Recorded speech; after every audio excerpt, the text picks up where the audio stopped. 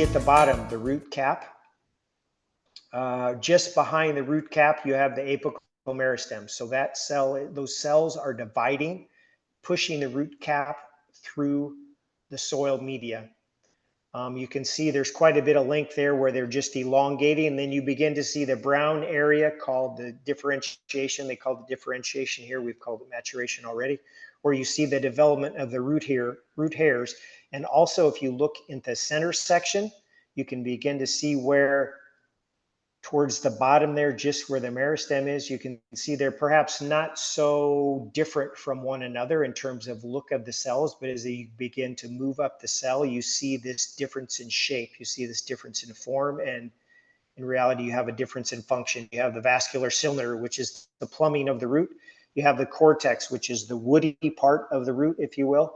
And then you have the epidermis, which is the tough outer shell of the roots that if you were digging through your yard and trying to get past a tree root, those are, that's the brown part of the root that you would see. So here's a micrograph of a root tip. This is a lily plant.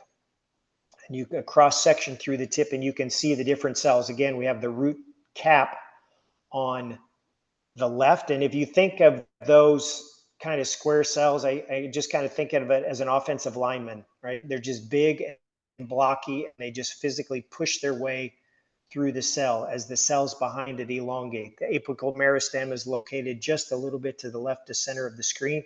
And even as we move to the right, you can see a differentiation. You have a whole lot of cells that look the same. As we get closer to the right, you can almost see some that are becoming longer, tunnel-like. I don't know exactly where this is, how far it goes up, a root tip in a lily, but you can begin to see that differentiation. So what's the big deal with root hairs? So root hairs are found in the zone of maturation. Okay, we showed that on the diagram. So a little bit behind the root cap, a little bit behind the apical meristem, farther up.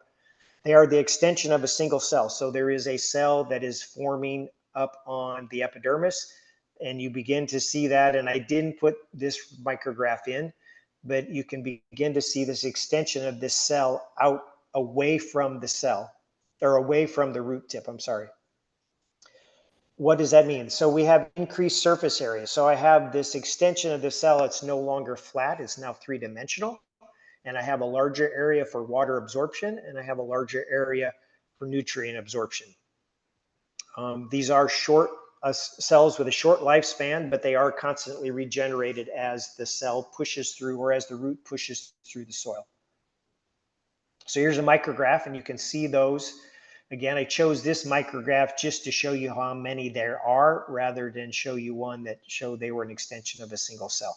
I mean, these are Google searches. You can look at all kinds of different pictures. I didn't have to look very far to find one that would give me what I wanted to see. So if you wanted to do a little bit more research, it's very easy for you to go look and see and explore how these work. There's some great resources out there. There's a couple at the end of the talk here that I use to put some things together. So what does root growth look like? So as we talked about, the root cap is at the end, and it's protecting the apical meristem. That meristem is dividing, and as it divides, it's creating cells that continually elongate. These cells elongate, and you can imagine them just physically pushing the root cap through the soil. And so that root cap is looking for cracks. I think there's a little bit of gravity-centric behavior to it, but there's also a little moisture-centric behavior to it. So those roots are physically being pushed through the soil in search of water, in search of nutrients, in search of gaps where they can move and cement the plant, if you will, or anchor the plant into the soil. And then as we move up, we have the zone of maturation. So we begin to see the development of all these specific structures in the root. So as we move farther away from the root tip, we have the root hairs, and then we have the development of the vascular system, which is critical. That is the plumbing system. We have the epidermis, as we talked about, and then the cortex. So continuing on root growth, then we have secondary growth. Secondary growth of roots is the increase in diameter. So the plant is making carbohydrates. There's exchange between the top of the plant and the root, and you have this increase in diameter of the roots. And you've all seen that if you've had to take a plant out, be it a shrub, a tomato plant, whatever, you see this different diameters in your roots. The oldest roots look like they are clearly the thickest in diameter. The newer roots are a little more fine, and this is called secondary growth. You can imagine then as the root is growing, that there could be some root cap damage, and it could be a physical damage. You could have a plant that is trying to push roots through rocky soil. Perhaps it's trying to push roots through compacted soil. And so that root cap, those root cells and those cells in the root cap, are broken or die or are sloughed off, and you have damage to that root cap. The same damage could also happen if there's some desiccation, if it's directly exposed to air. There is some precedence for chemical damage. Is it a herbicide? Is it some kind of something that it comes in contact with in the soil that could damage that root? Or you can also have root cap damage, or what they call loss of hormonal control, if the cell can no longer elongate, if it gets stuck somewhere and it simply can't push any farther. And we'll get to that in a little bit as we talk about the root maker system. When that root cap damage happens, we have new lateral root growth. So I'm not talking about an increase in diameter. I'm talking about the production of a new root. And just behind the meristem, we talked about cells that, they don't know what they're going to be when they grow up yet. And it is from these tissues that these new roots grow. So if you have a root cap that is damaged, from just behind those tissues, you begin to have these new roots initiated from the side, and they begin to go out laterally. And the key part is that these new roots have exact same structure as the original root. So they have a root cap, they have a zone of elongation, and they have apical meristem. Oh, I missed that bullet point. They have apical meristem, they have a zone of elongation, they have a zone of maturation, and most importantly, they have root hairs. So now I have a secondary root, if you will, or a branch root, if you will, that has the same structure as the original root. But now I've increased by once, twice, 3 times the amount of root hairs because I've created more roots coming from farther back in the root tip. So that's a review of the root tip, how they function, what the different parts do, and that was a quick study, right? A botany class would probably spend multiple weeks on roots, and we've spent 15 minutes. So it wasn't necessarily an attempt to hydroplane on purpose. It's just you need to have a little bit of an understanding to understand what's going on, right? So where are all these roots growing? Some of these are growing in air, and the air roots are going to be a little bit different than soil roots, but I put it in there just to know that, there's some orchids, some epiphytes, some odd things that grow. They grow not in soil. The same thing would be true with water. If you think of hydroponics, and this one is interesting to me, and I didn't explore it any further, but if you think about lettuce is often grown in a hydroponic system. It would typically grow in soil. So what are the roots like if it's only grown in a hydroponic system? I don't know the answer to that question, but they're sometimes grown in water. And then you have some water lilies. If you go to the sunken gardens in Lincoln, you will see water lilies that are 100% in the water. So what do their roots look like? I don't know the answer to that, but we're talking about soil roots today. So the vast majority of plants are grown in soil. So let's look at soil real quick. What is soil? So soil is a porous structure of air, water, and minerals. I mean, you may not be aware of that, but soil is about, I think, 50% air. Those of you that are taking a soil class can correct me afterwards. But soil is about 50% air, and then you also have clay, silt, or sand. Here in southeast Nebraska, we have an awful lot of clay. If you go out west into western Nebraska, you run into sand, especially as you go into the northwest part of the state. If we were to go east, we would run into loess, wind-blown deposits in Council Bluffs and east. So that there's mineral composition changes, but air and water is always present. And so these pores are typically a very high humidity environment. We have the presence of water in these pores, and we have temperature that's generally lower with depth. And so, if you think of your basement, how much more humid it gets as you go into the basement, As that temperature increases and there's moisture present, you have a higher humidity environment. So the root cap prefers a high humidity environment. So let's transition from just to the roots and where the roots are growing to how they're being grown. So if we talk about plant production in a nursery, we can look at several different ways. We can look at field grown plants that are grown in soil, or sometimes are grown in sand, or sometimes in gravel beds. But the concept is the same. As I have a plant in the soil from which I have to remove it, right? And sometimes those are planted bare root. They're dug up, they're washed off, and they're shipped to you in March or April, and then you plant those in your garden, in your orchard, however you might choose to do that.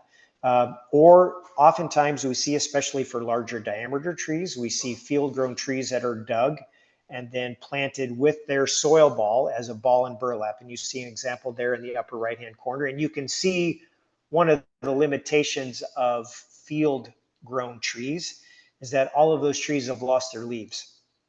And so trees that are being dug from the field and then planted or produced as balled in burlap have to be dug when they are dormant. Otherwise, the shock to the system, the shock of that root system being severed with all of the foliage in place would be too much, and you'd most likely kill the tree. The other option in nursery production is in a container. Now, these are typically soilless medias. We call it soil, but it's often a mix of pine bark, maybe peat moss. There's a lot of research going on into different media that you can use, but we call it a soilless mix. But the concept is the same. As I have a mix of particles. It could be, like I said, pine bark, could be peat moss, where I have a mix of particles and I have water and I have air in a container. Oftentimes you'll see it as a smooth pot, as you see there in the picture. You've maybe likely heard of grow bags or growing systems. And that's what we're going to talk about next. We're going to talk about the root maker system, which is a way of producing plants with a fibrous root system. So what is the root maker system? So this is the system we use at Great Plains Nursery. And you'll see hopefully through the end why we've chosen this particular system. So the first thing is that this is a system. It is not necessarily just a single pot, but is a system. And it is a system because it starts at germination or propagation. And it goes through transplant. So the idea is that we are using this approach to growing plants through the plant's entire life that it's in our care, through its entire growth in our nursery. It's predicated on air pruning and root tip trapping, which we'll get to in just a moment. And it is designed to develop a fibrous root system that has a lot of root tips. That's also predicated on doing it correctly, which means timely transplanting, which you just can't grow it in the root maker pot or the root maker bag and let it be. There is some responsibility on your part to make those transplants from one size to the next at the right time, so you're taking advantage of the system. You will see that it works in harmony with how roots grow. And that is, the research that's been ongoing since 1968 has purposely been modified the system, but the system was developed, and there's been some iterations of the system that specifically work in harmony with the way roots grow to optimize the system. So let's talk about air pruning a little bit. We've used that word, and what exactly is it? So we talked about how soil is kind of a high humidity environment. And the way a root would normally grow, and again, we'll get to this in just a minute, is the root would begin to push through the soil until it came to a place where it could no longer push through the soil. And at that point, it would begin to show its branch roots.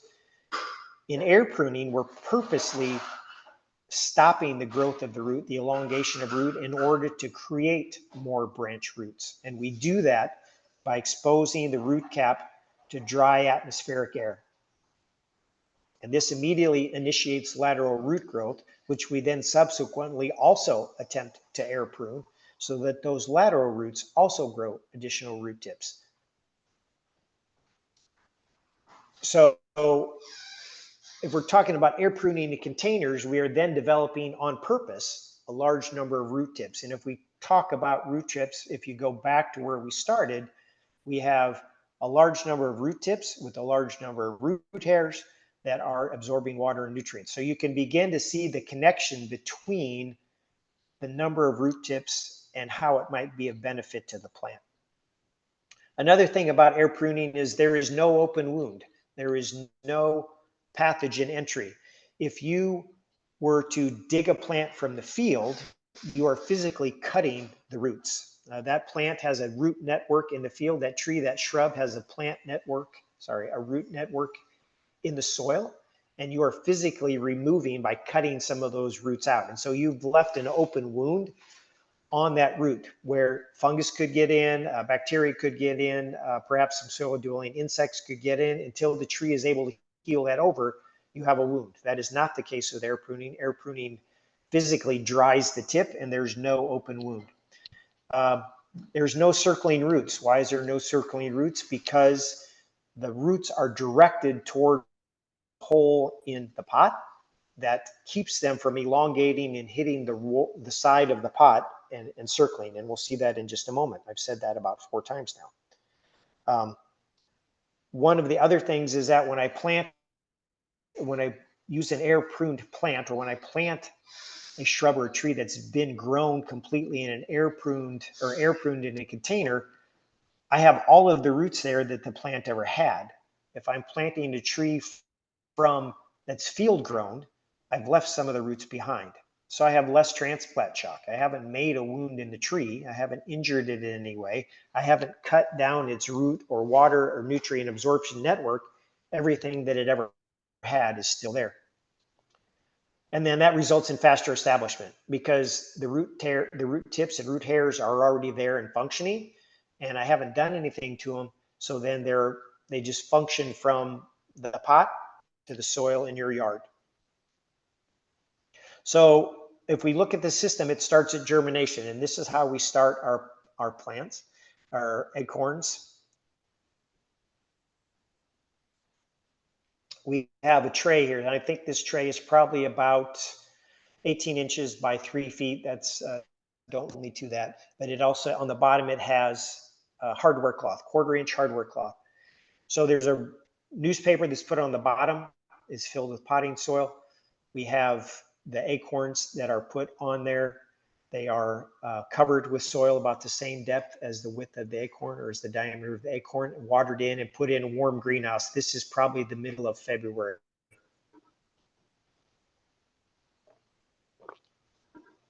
So these are acorns that are 4 days old, I believe, or I shouldn't say that, 4 days after germination. But these were side by side. So these acorns are the same age, regardless of whatever that age is. One is grown in a pot. One is grown in one of those hardware cloth mesh trays that you just saw. And you can see what happens. And I wish the picture was a little bit more clear for you. This identical picture was in another document. It was much more clear, but I couldn't extract it. And so I was left with this one. So I apologize for that. But you can see on the right-hand side, we have one, and if it was a really clear picture, you would see at the bottom that the root tip is just a little bit brown, indicating this has been air pruned. It went through the hardware cloth, it was air pruned, and then that immediately initiated the branching on the sides. So if you think about it, you have that longer one on the left that has a root tip only down on the end. You think about how many root hairs are there, what's going on there, how much water absorption can take place. And then if you were to look at the one on the right, where I didn't even count them, but we're probably easily 15 to 20 new roots that are showing there, all of which have a root cap, all of which will develop root hairs. So I've many times fold increased water and nutrient absorption surface area. So the next step then would be to take that germinated and lateral root branching acorn and put it into a root maker pot. And this is where you can begin to see how the pots are designed. If you look at the pots on the left, you see those, they're upside down triangles, for lack of a letter, or triangles. And you can see the holes on some of the pots. So you can imagine that a root is coming out, a lateral root that we just saw on the other acorn is coming out to the side of the pot. And it hits the side of the pot, and then it hits one of those ledges, and then it's immediately directed to one of the holes. And as soon as it gets to the hole, it's root pruned. And as soon as it's root pruned, it begins to establish more lateral branching. So you can imagine that process repeated at every one of those holes. And if you were to take one of those pots, it looks like maybe there's 6 holes on each side, and I know there's a hole in the bottom as well. So we probably have 20 to 25 holes in that pot, where every single root that happens to come out or tries to exit one of those holes, the tip is desiccated, the root cap is desiccated, the apical mericus stem dies, lateral branches are initiated, all of which have apical meristem. And so that process repeats again. Those find the holes, they get root pruned, and so you begin to create this dense fibrous network of roots within that massive soil. And so this is where we begin to talk about how timely it is that we need to transplant these, because this process is happening very quickly. And so it behooves us as a production facility to understand how fast that happens and to make sure that we get that transplanted to the next size, which we see here, to order to continue that process. So this one here, I think those are 30, it looks like a 32 tray. We could also use an 18 tray. It looks like the one on the bottom is maybe 18. So they're different sizes depending on the crop that you're growing. The pot on the left is a 3-gallon size. The pot on the right is a 1-gallon size. So the process is continuing, where you have a pot that has ledges and holes, and those roots are directed via the ledges to the holes where they are root pruned, or they're air pruned, excuse me. And then lateral branching begins. And you can see the lateral branching, all of the white roots, those are actively growing root tips in that pot. The one on the right, we've got probably should have been transplanted, and it's probably because that's one that we're selling as a 1-gallon pot rather than shifting up to produce a larger tree. This is one that would be for retail or UPS. Nevertheless, you have a lot of roots that are going on there. You would have to tease those apart to get that planted. But you've got this series of actively growing fibrous roots that are drawing in nutrients, drawing in water, and helping that tree get established.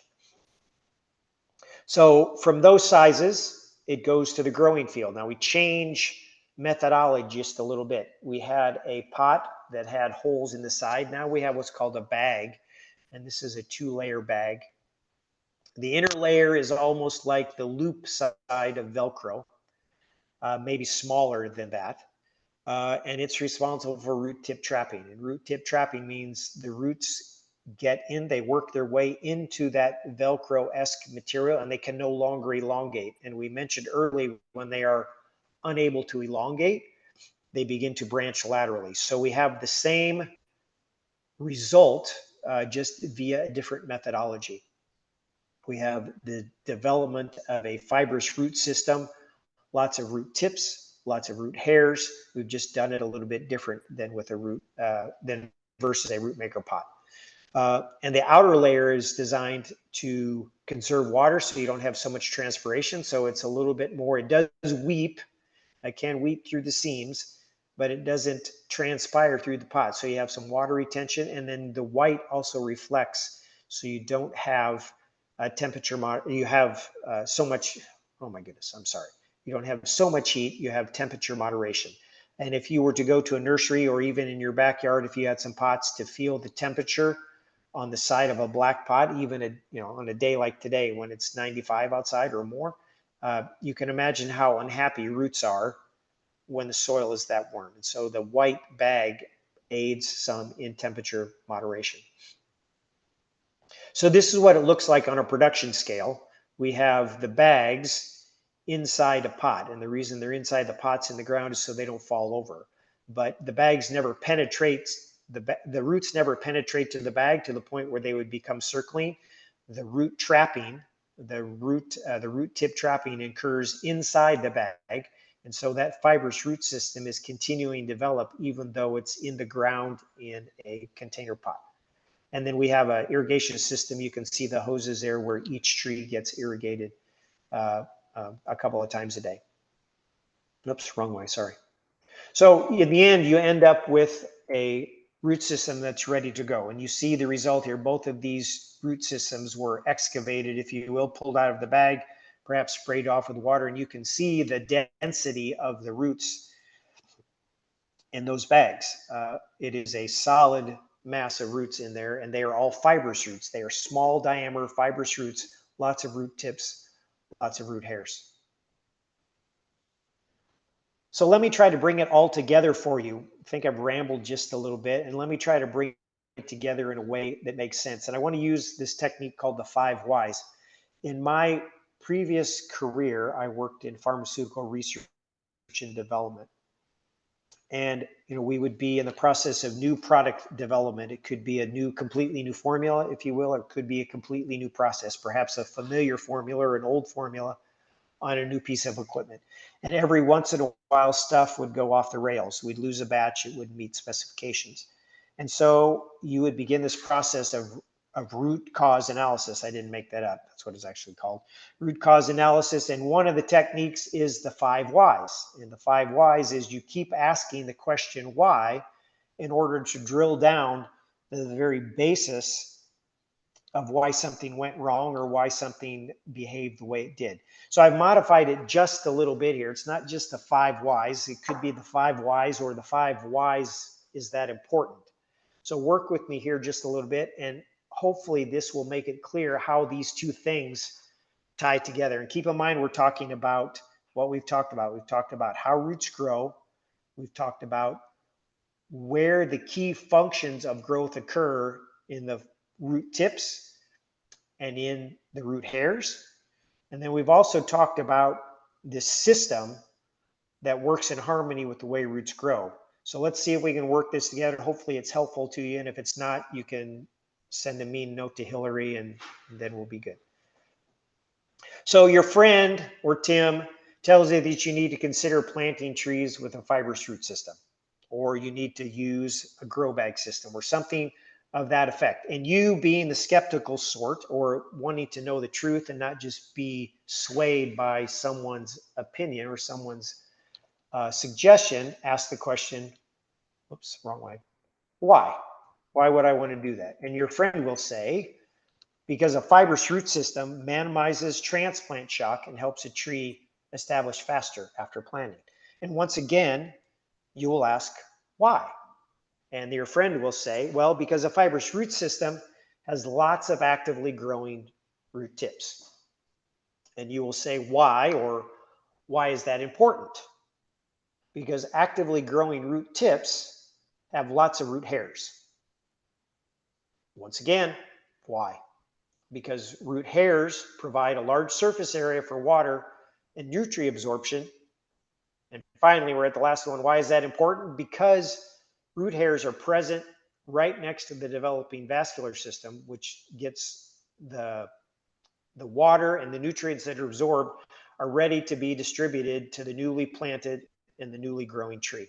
So you've combined the structure of the roots, where all of the activity of the roots takes place, with a system to get there. So we now have created a system that creates this fibrous root system that is beneficial to the tree. And so here we have a bur oak that is a number 7. So I shouldn't put a scale there. That's probably 5 to 6 feet tall is a number 7.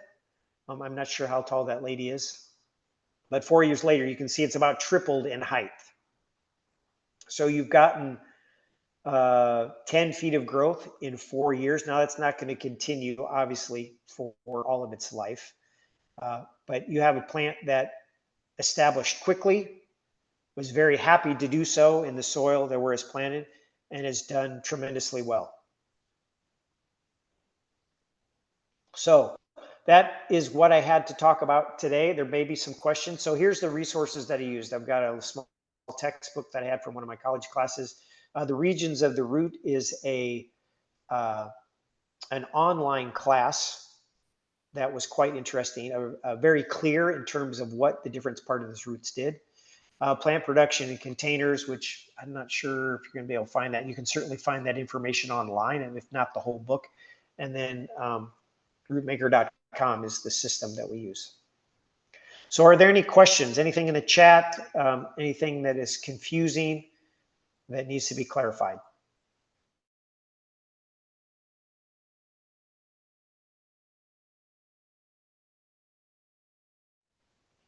So the idea is that you could start them in the tray, but we're looking at this from a production perspective. And so if you start them in the individual trays, and if I go even one step back, these are open pollinated acorns or seeds. It could be catalpa, it could be sycamore. These are open pollinated seeds. And because of the genetic variability in those seeds, just like the genetic variability we see in humans, you may have some that grow faster, some that grow slower.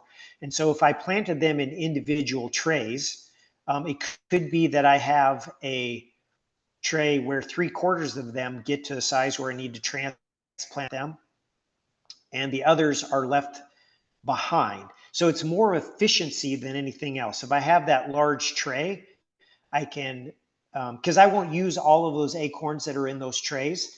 Those are, there's hundreds and hundreds of acorns, and maybe my production requirement is 300, and I might sow 500. And then I have the option to pick the very best ones out of that tray and put them into the first set there, the first propagation tray. So then I have the best of the best in my trays. And yes, some of them are left behind. Some of them may be perfectly viable, but I'm able to introduce efficiency to my growing system by having everything at the same stage.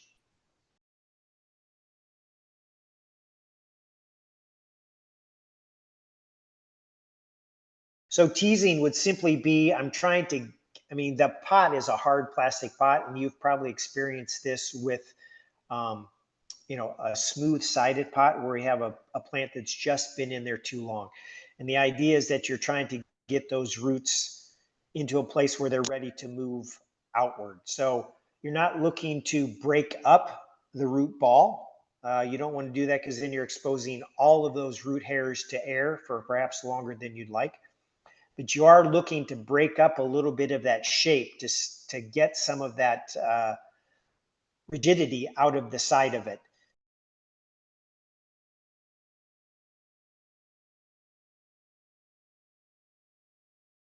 You've gotten,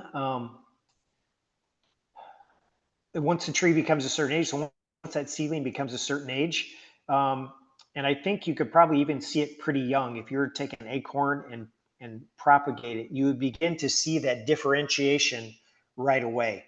You would begin to see that differentiation at the place where it exits the acorn. You would see the shoot come up, and you would see the radicle, which is the first root, go down. You would see that differentiation. So the root tissue is likely white and of a certain color and of a certain type, right?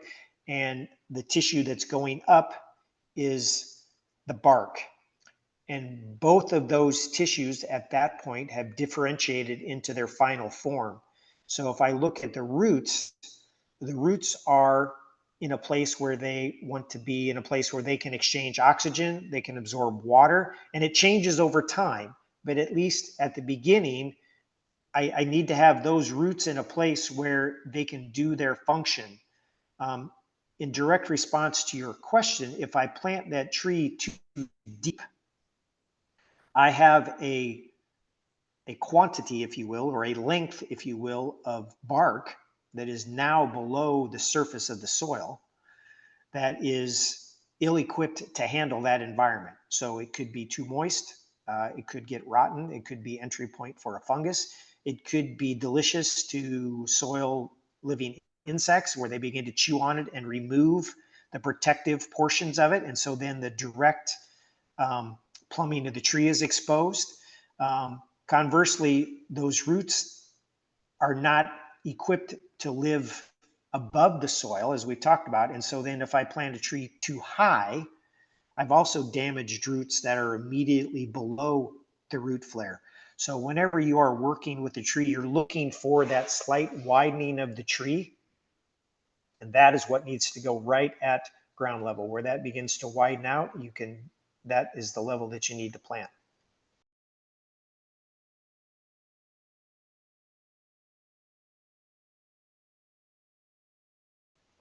So there is, I mean, I think there's a little bit of experience that goes with that. I mean, you would understand the root is coming.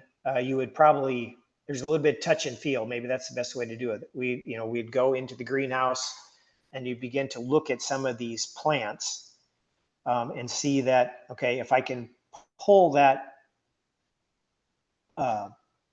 seedling out of its pot and I can kind of maintain shape of that soil ball, I've got a soil ball that is infiltrated, if you will, with enough fibrous roots that it's holding its shape. There are times when you can try to pull it out and it'll come right out and you see that, yes, I have some roots that are fibrous, but there's not enough of them to hold that soil ball together. And so ideally, you're trying to find the balance between the soil ball is intact.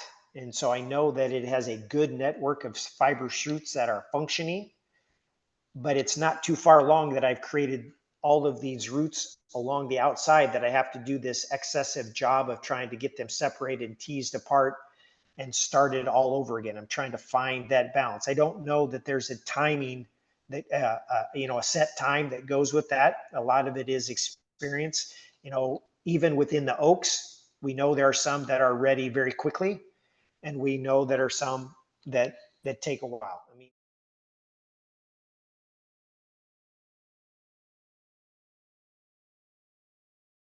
idea, I think it is a risk benefit analysis. You have a plant where the roots are already circling around the pot. Those roots are not going to go straight again. And chances are, if they've been circling a long time, the root tip has been wrapped around the pot for a long time and it's way out in the end and it made its left turn maybe halfway around the pot. And so then you've got a root tip that's way at the end and none of that other material is really doing any absorption because we know the root hairs are all at the end. So I think your best bet, and I mean, I used to work in a garden center and, I would tell customers, shave off the sides. If it's really bad, shave off the sides, give it a little bit of a cut and take your gamble now. Your chances are better. You need to get it planted right. So if you try to save the roots, the chances that you have circling roots are higher, but you're also creating a lot of injury if you shave it off. But you stand a better chance, or your chances for proper establishment are better if you've made that larger wound and gotten rid of those circling roots than they are if you're trying to just be not so aggressive and more conservative. Now, is the plant going to be happy about it? Probably not, right? You've cut off a lot of roots and you've created injury on the plant. So it is a risk, but the other risk is that it doesn't establish correctly and you lose it anyway. And so as a guy that used to work in a retail garden center and a guy that used to work in a retail garden center that offered a 1-year replacement warranty on trees, I would say be aggressive in the best attempt to get the tree planted. And if you have trouble with it, you have something to fall back on. I would rather you do that than have you be conservative and lose the tree in 3 years because of girdling roots or a tree that never really established than not be aggressive. All right. Thanks again, everybody, for joining us. If you do have any other questions, please don't hesitate to shoot us an email. You see Tim's email address up there on your screen. It's just tim@greatplainsnursery.com. We will have another webinar next month to conclude our summer webinar series that we're doing. So be on the lookout for that. And yeah, just thanks so much for everybody joining us. We hope that it was informative and that you got a lot out of it.